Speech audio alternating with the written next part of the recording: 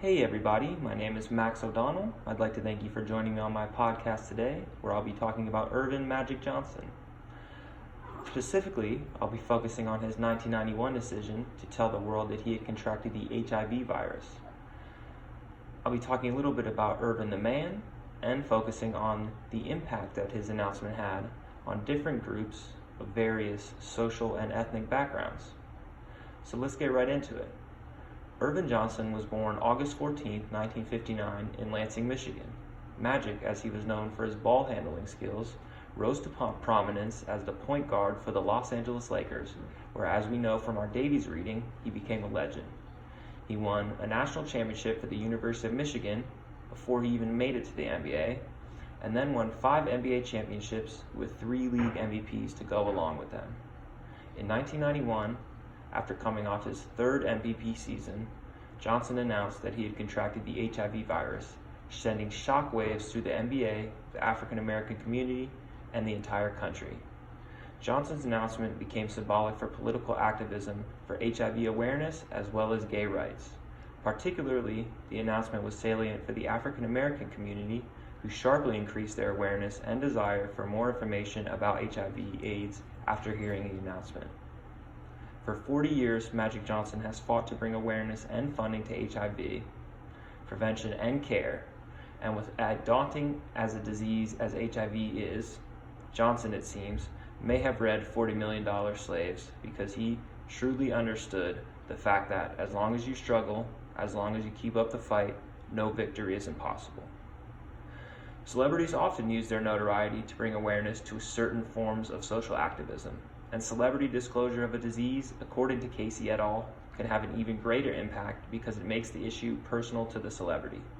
Magic Johnson became a symbol of heterosexual and AIDS-related issues, which helped stop, to quote Casey et al., the identification of any AIDS issue as a homosexual, often marginalized issue.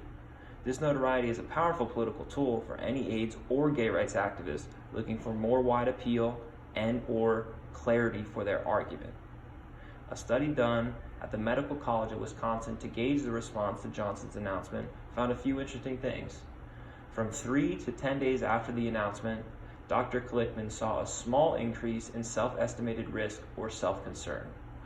Interest in getting more information on HIV, however, increased in a statistically significant way. Nearly 60% of men who were interested in more information were now seen, as compared to around 40% pre-announcement. Again, Johnson became a symbol of awareness for another community. Specifically, according to Moskowitz, Benson, and Quintanilla 2010, Blacks, Hispanics, those with fewer than 12 years of education, and unmarried respondents were more likely to report being influenced by Magic Johnson's announcement. The concern for AIDS was seen even more in African American men as compared to Caucasian men who also heard the announcement. Because of his notoriety and importance in the African American community, his announcement came as a national enhancement for HIV awareness and set the stage for risk-reducing behaviors, especially in African American men. Magic Johnson has done some specific things to advance the awareness of HIV over the last 40 years. As discussed, his announcement alone acted as a catalyst for increased awareness. Even today, just the way he talks about the disease continues to inspire and create more opportunities for people to learn. To this end, Johnson continually promotes ideas by saying things like, "What's important is you can be tested, you can get treated, and if you do your best, try to be as healthy as you can, take your medicines, do your exercises, eat properly, have the support of your family, you can make it."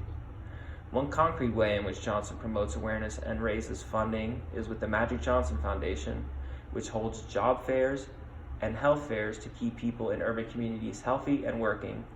And it also pays for around 120 student scholarships to get the kids in the community better ready for a future in college, where they might learn the skills to one day become agents of change like Johnson himself. The perception of the disease has come a very long way since Johnson's announcement in 1991.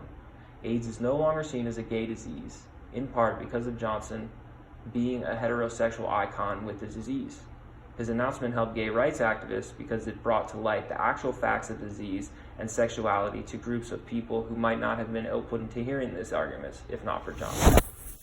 And African American communities have much more awareness on disease prevention through safe sex than they did 40 years ago. For all of this, we can thank Earvin Magic Johnson for his very courageous decision to speak up and speak out on November 7th, 1991.